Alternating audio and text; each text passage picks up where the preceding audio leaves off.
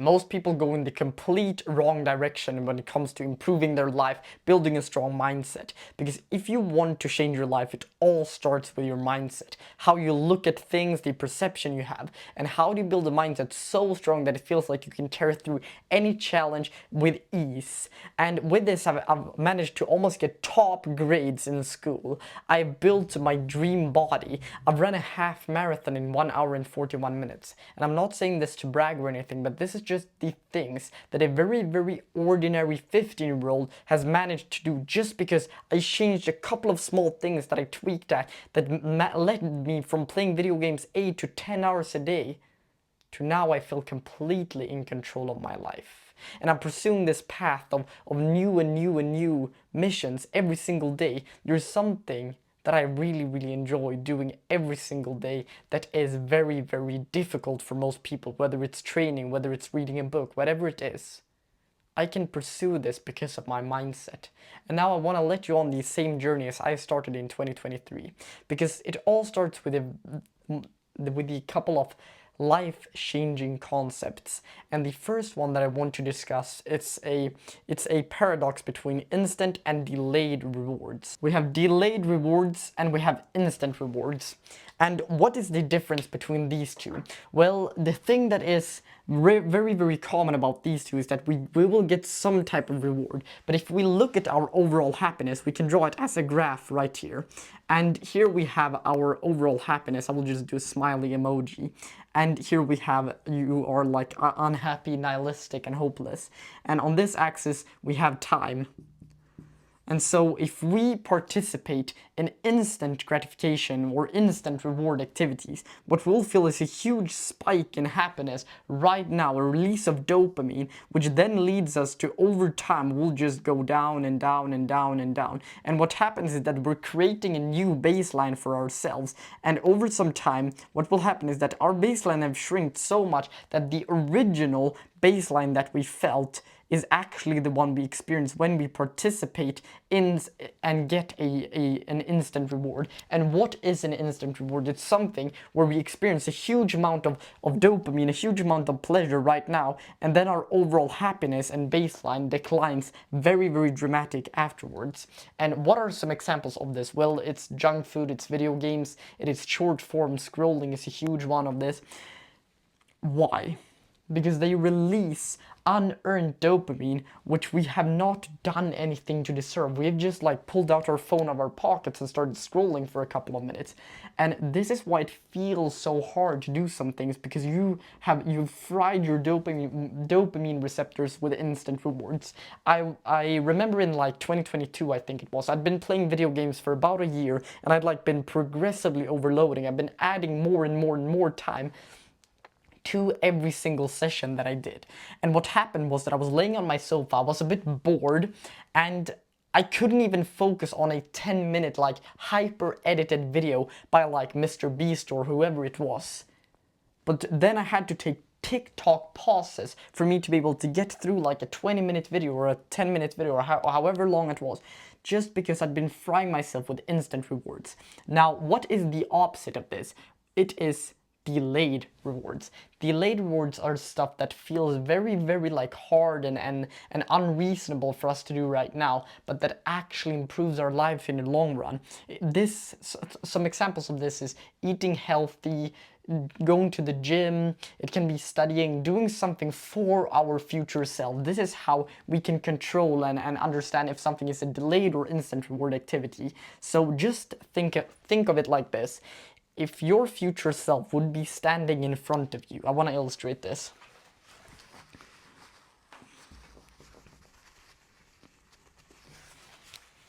If your future self, if this is you right now, if your future self from like 24 hours or what year, we can see 1 year from now, if you 1 year from now, would you be happy with the current behavior that you're participating in? So for example, if you would be going to the gym, you would be studying, you would be,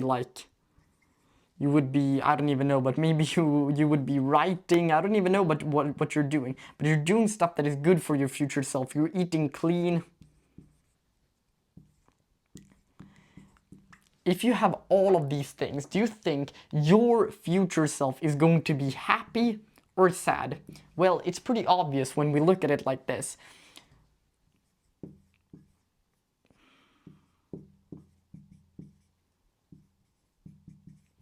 It's pretty obvious, it's happy.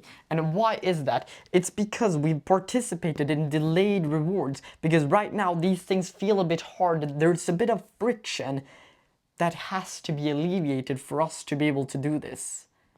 And this is how we can kind of like grasp the first principle of mindset, which is just that there will either be pain in the future or pain right now. And this is really the first principle of our mindset, is just pain. Because if we look at pain, this is actually the second thing that is going to change your life, the second life-changing concept besides instant and delayed gratification.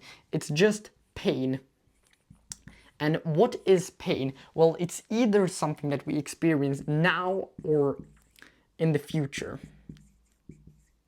I will actually put this in quotation because the future doesn't really exist. I can get into that in a whole another video. But if we look at the now, the present moment of ourselves, if we decide to experience pain right now, what will happen is that our future selves will feel pleasure.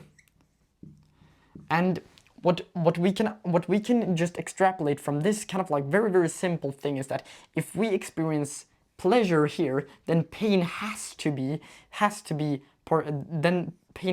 felt in the future. The thing about mindset is just this: if either you choose to feel pain right now or in the future, it's literally that simple. And how we do this is actually the third thing that I want to let you on, is by incremental steps. And what is incremental steps? I'm gonna go about this in a very simplistic way.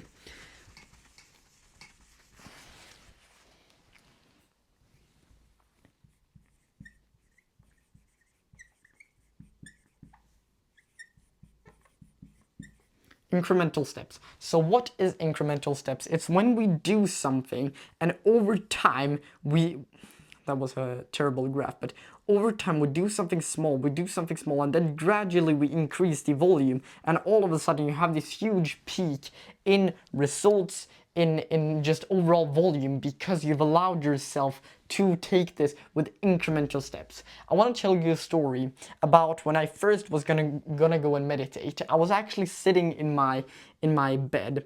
It was before hockey training and I had like 10 minutes, and I remember something. I got an idea.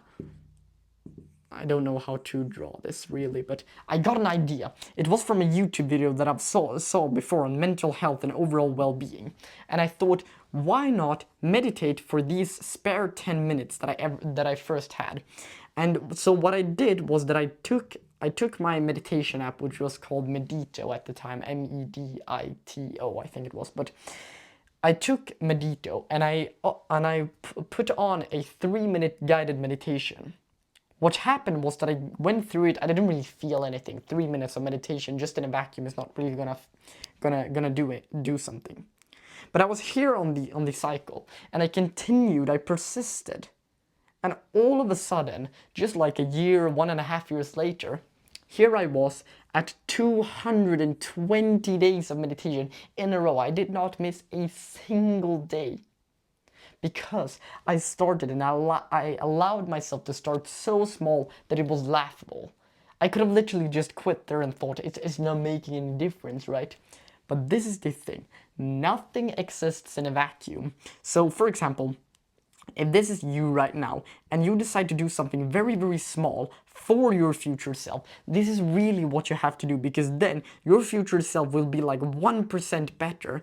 And then if we take that, like if we take 365 and we like do it, I don't really know the math thing, but we times it by 1.01, and we do that 365 times. This is actually the right thing. You will get a crazy number, something like 37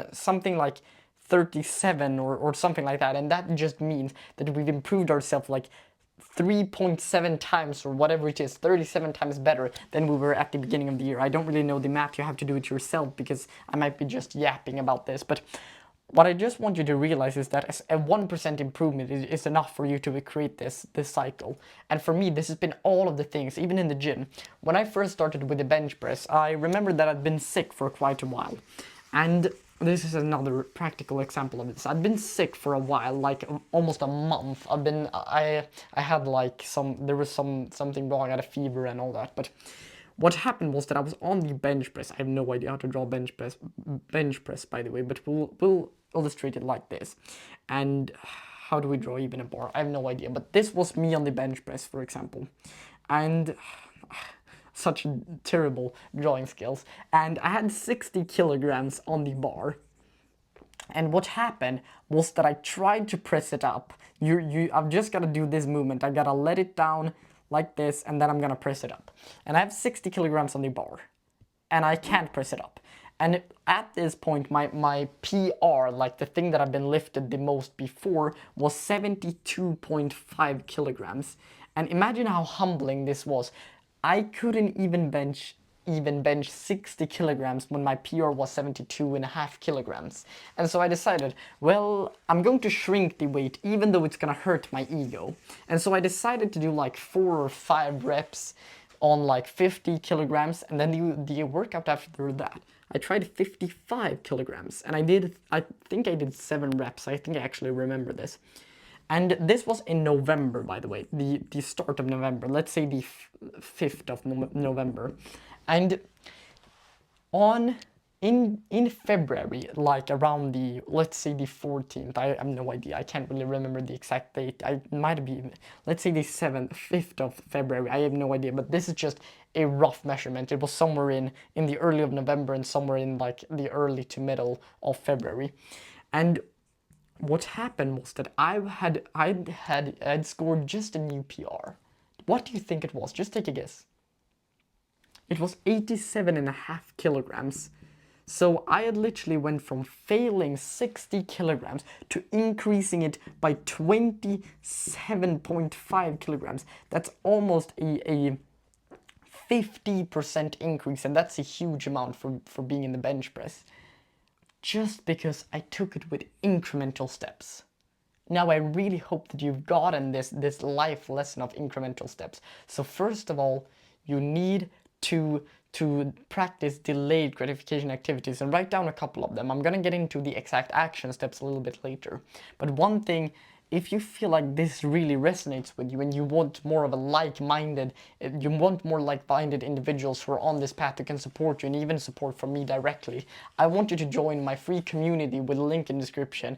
I want to gather up as many people as possible for us to be able to become the best versions of ourselves and practice these things. And we can share our own journeys and our own success stories. And there's no pressure for you to do that at all. Just do it if you want to. But what I want you to realize now we're moving on to the second big step of the guide, which is that marry the pain.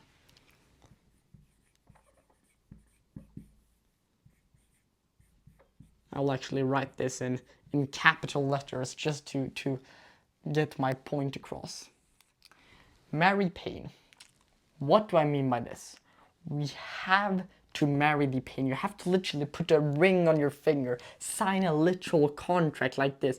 I Victor Flodem, for example, I'm going to stick to discipline for the next 365 days, and you literally sign it like this. You sign it like this, and you have it on paper that you're gonna marry the freaking pain. This is so important because, as I spoke about earlier, we have to understand that mindset is just about pain and pleasure.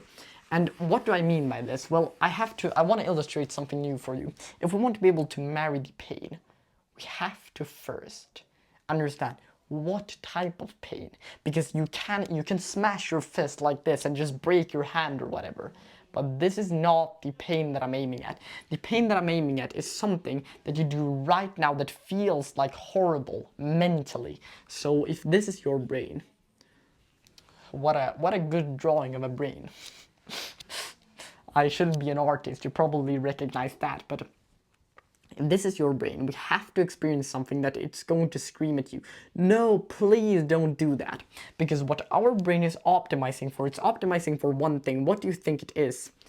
It is the easiest way for us to just survive. Our instincts is just based on survivability, if that's even a word. But what we want to optimize for is pain. And how do we do that? Our brain is kind of like a magnet.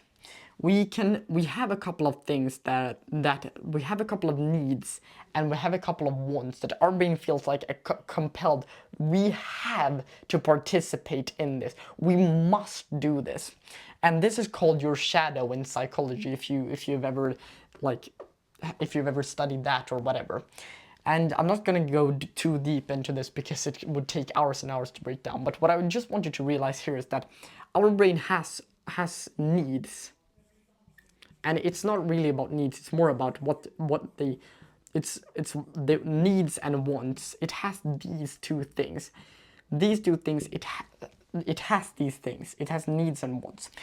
And so your brain has a need, for example, for status. We can write them right here. It can be status, progress, whatever it is. Your brain has a need and a want for these things. So for example, if you wanted status, you might either spend all of your salary this month on an expensive designer bag or whatever it is to get some recognition of other people. And this is a representation of our shadow and a representation of ourselves that need this, the part of us that needs this. And so what we can do is we are one individual, right? But we can almost break it down as if we were multiple people, right? Because we have different wants and we have different needs. And so for example, here are you right now, and this might be the one that wants progress. And right now, it has to manifest somewhere. This is the thing. If you do not manifest this, it will find a way to manifest it. And the reason that, and manifest, if I even break that down even simpler, it's just in some way, some action that you do has to represent this part of you. And so progress has to manifest somewhere. It can manifest in a couple of different things. It can be video games. I will just draw video games. It can be in video games, it can be in, I don't even know, video games, it can be a sport, it can be a business. And what I just want you to realize here is that it can manifest in a couple of different areas. And you might ask yourself, you probably have somewhat of a need for progress since you're watching a video about mindset, and if you made it like 17, 18 minutes into the video, you probably have a need for progress, right? If you manifest it on video games, and you have also sport, but the video game feels a bit more important. Maybe you have 80% of this need fulfilled via video games. You have maybe 15% of the sport, and the rest of the 5% just goes elsewhere, for example, when you're in school or whatever it is. What is interesting is that if you would just completely cut out the video games, these 80% has to manifest elsewhere. And where do you think it would manifest if you spent 80% of your brain power and your sort of like mental this part of for progress? If 80% of that would be erased, it would have to manifest somewhere else. And this is the important part. You can just flip it over to the sport, or to the business, or whatever it is, or to the studying. If your brain feels compelled for progress, if you literally just create enough friction for you to it's just a no-brainer for you to play that sport or whatever it is, you can manifest your want and your needs on a completely different subject. Do you understand how like beautiful this is? Because for example, if you have a need for progress and you want to build a business, but you're also playing video games at the same time, your brain is just optimizing for what we were talking about earlier. Can you guess what it is? Pleasure, the easiest alternative. This is why video games are so bloody addicting, because it hijacks ourselves, and we get to experience an immediate reward. It's easy to make progress in video games. But if we just remove this, it's so simple. And then at the same time you start a project, for example, you start a YouTube channel, you start a business, you start a clothing brand, whatever it is you want to do. Somehow the video game addiction that you've been experiencing before feels a lot easier because now you have the business. And this is just the very, very simplistic version of this. So what I want you to do is just grab a pen and a piece of paper, and I want you to write down some of your needs that you might be facing right now. For example, status, love, whatever it is. Be ruthless, be completely honest, because nobody's going to read this anyway, and it doesn't really matter because everybody of us has dark identities, in the sense where we have something that we're all striving for. For example, for me, a very, very compelling thing would probably be, if I'm just going to be completely honest with you, there's a part of me that feels like I want to post like Instagram post of whatever it is, like my physique or my bench press, something of external results. That's a need for me. And what I did was I actually mapped this out, and I thought, okay, so a want and a need inside of my body wants to do this.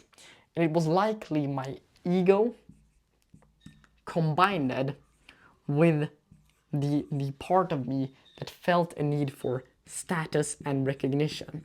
And what do you think I did instead? I went online and I started a YouTube channel and I started recording videos despite being so trash that it was literally laughable.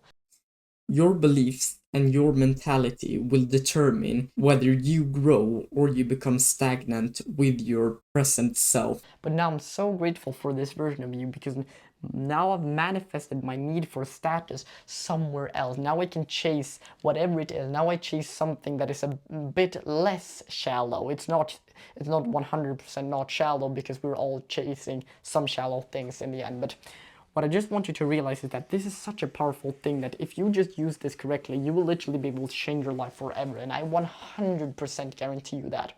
Now the last step of this guide is just taking action and accountability.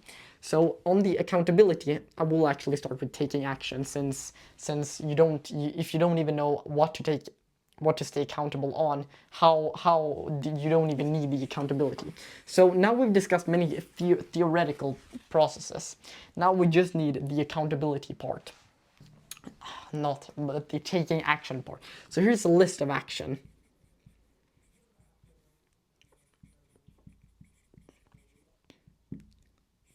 And by the way, if you've skipped to this part of the video, please just go back and watch the entire, because you might miss, but you've missed the entire thing. And this is really what you need to do to wrap this all together. And the list of actions are, first of all, make your bed. Start making your bed. Why? I'm asking you questions because I want you to think, and I want you to be able to process the things that we're going through. Why do we want to make your bed? And why is this? Why do we need to make our bed? It's because we have to start with a slow but sure start. Because if we can clean up our room, you've probably heard this cliche so many times, like cleaning up your room is the first step to mastering oneself. Why do you think every single military in every single country has this as a requirement for their own thing, for their own military? It's because it sets the foundation for the rest of the day. And your room is an embodiment of who you are. And this was actually one of the things that I realized lately when I had been struggling with anxiety and a bit of a rut, or for example. What I did was I started to make my bed, and then that becomes such a normal trigger that I stopped like cleaning up my room, because like making my bed, I just did it on autopilot like for 30 seconds when I woke up. But then I stopped cleaning my room, and all of a sudden making my bed got a little bit harder. Start to make your bed. I cannot emphasize this enough. Then once you feel like making your bed is not really a burden or a hassle anymore, you start cleaning up your room. Clean your room. And for example, what you can do here is that you can just wipe off the table that you're setting up, the desk, the computer, whatever it is. Just start by some type of cleaning up your room. Make sure there's never ever any clothes on the bed, on the chair, whatever it is. Make sure there's no like water bottles. I'm actually having some water here, but it's just for me to enjoy. I actually brought that just before I was about to record this video. Let's have a sip of water. We're probably dehydrated anyway. But start cleaning up your room. It's so important because it makes ourselves so much more orderly, orientated and all that. Make your bed, clean your room. Now the third thing, if you want to build a bulletproof mindset, is some type of suffering.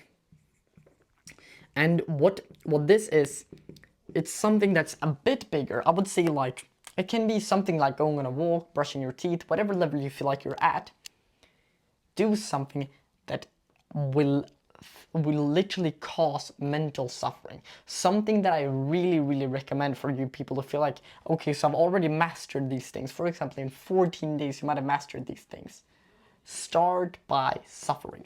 What do I mean by this? Well, one thing that I really do enjoy, because I've started to love the suffering, in the gym. I'm running on the Stairmaster. That is one of the things right now that causes the most amount of suffering in my body. But it's something that I really feel is necessary for me to be able to grow. Start by suffering. What kind of task can this be for you? And do not cope right now. Be completely honest. What is something that you don't want to do? You already know what it is, but you're trying to press it off your mind. Please, that is the thing that you have to pursue if you want to be able to get all of this working together. And now make your bed, clean your room, and suffer. And then the last thing is just gratitude. Gratitude and also mindfulness. So, suffering is something that is so important. Now, why do we need to show gratitude? Because gratitude allows us to enjoy the suffering. You're thankful for the external results that you're getting from your suffering. When you're thankful, you're able to actually make more progress because you're in this calm, peace state of mind. You're not obsessed with anything else. So what I just want you to do is take a clean piece of paper like this. I'm just going to show you mine real quick because I have my kind of like notes. And then what you do is you write a piece of gratitude just like this. And you just write something that you're truly and genuinely grateful for. And I promise you, if you do this daily, you will be able to, first of all, bear through the suffering that it causes for you to be able to express some gratitude. If you've got nothing to be grateful for, if you're not in a war-torn country, that's something to be grateful for. If your parents is alive, that's something to be grateful for. If you have a brother or sister, that's something to be grateful for. If you had food on your plate, that's something to be grateful for. Now, mindfulness. Mindfulness allows us to retreat our attention back to the thing that we're supposed to focus on. It can be the task at hand, it can be the gratitude, it can be the suffering. It allows us to focus and really dial in on the thing that we're doing currently. What is mindfulness in a nutshell? Mindfulness is just you right here. You have a thought. This is your thought currently, and you want to have it on like you want to have it on this thing. We'll just draw it like this. Mindfulness allows you to realize and observe the thing that you've been thinking about, and now you can just move on to this thing. This is mindfulness in a nutshell. Why this is so important is because if we can introduce mindfulness when things get hard and when things actually become a bit more difficult, we will be able to keep on improving our mindset. And this is how we build such a strong mindset. As I described earlier, what things I've been able to perform with this. And I'm not saying this to brag or anything. It's just a statement of truth and of fact, of objective reality. Now, mindfulness, how we practice that is just sit, close your eyes, focus on your breathing. Inhale, inhale, exhale. Your mind will wander, it will think of something else. What will happen is that you will realize that you've been thinking, and this is the really important part. You will inhale and you will exhale. Your mind will wander somewhere around this loop. And what will happen is that you will realize that you've been thinking. And what you do is you just bring yourself back to the breath. You don't put any emotion to it, you don't put any thought to it. And this is how you change your life forever with mindfulness, because this allows you to bring yourself back to the thing that you're supposed to focus on. And if somebody says, well, meditation and mindfulness doesn't work for me because I'm getting thoughts, that is the entire point of it. Because if you were doing bench press, or if you were training, or if you were running, if you ran to the point where you were so out of breath that you felt that you were going to pass out, that you're going to throw up, that is the entire point. If you asked your personal trainer, for example, or the person that would inspire you to train, or whatever it is, but that's the entire point of training. This is the entire point of mindfulness as well. You just have to bring yourself back to the thing that you're supposed to focus on. Hello, this is future me, and don't worry, I'm not going to sell you anything. The reason that I'm actually recording this is because I didn't really make a great analogy for mindfulness. If you're in an argument with one of your parents or a friend of yours, and you are going to literally scream at them, you're almost going to punch them because you're so angry. What mindfulness allows you to do is you allow yourself to bring your attention back to your breathing pattern as you're in an argument, for example, and then you can stay calm and composed. Imagine if you're in a job interview and you're really nervous. Instead of getting these anxious, overthinking thoughts, you can just turn yourself into the breathing pattern, and you can almost become one with your own breath and with your own personality. And you can literally do this with anything. It can be what you're standing on, how it feels to speak these exact words that I'm articulating right now. You probably get the point, but this is just an example of what mindfulness can allow you to do. I didn't really make any great points. I realized that right now, and I apologize for taking up some extra time, but hope you're having an amazing day. Let's get back into the video. Your life will never ever be the same once you've introduced this. And the last thing I just want to cover real quick is how do we stay accountable with all of these things. First of all, start with these two things. Just start with this. And how do we stay accountable with these things?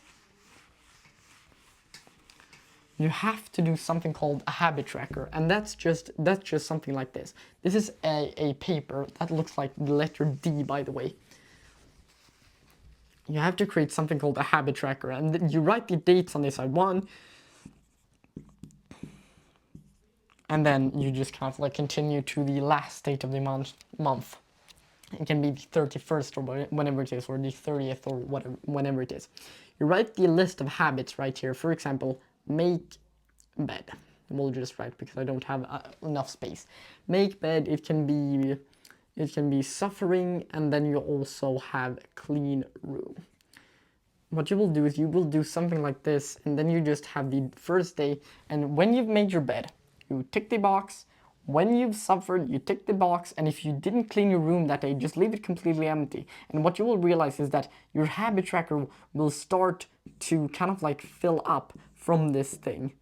And here you checked all of the boxes for the first time. And what you will realize is that your habit tracker will somewhat look like this. And in the end, you write like, okay, so I got like 8 times I made my bed, 7 times I suffered, and 12 times I cleaned my room, for example, at the end of the month.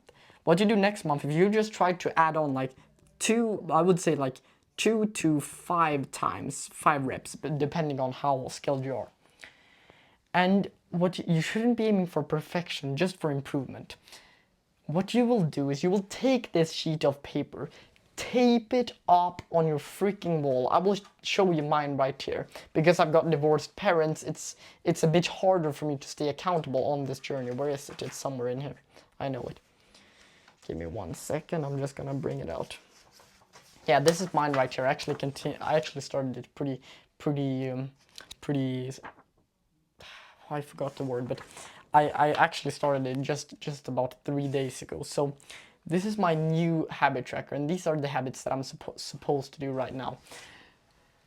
Start by doing this. Tape it up on your freaking wall and see the progress fill out. If you feel like you don't do it enough, erase 1 or 2 habits and just start with 1, because the important here, incremental steps. Now, I've been yapping for like 30 minutes, my throat freaking hurts, but I promise you, if you implement this, your life will never ever be the same. Now my lights even got cut out because I think it got overheated or something, but If you do this, it will change your life. If you want my one-to-one personal help, go to the second link in the description. The first link is my free Discord community. The second link is if you want to book a call, apply for my one-to-one life coaching. That's the second link, right? But yeah, this is really all I have to say for today. I hope that you got some value, and goodbye.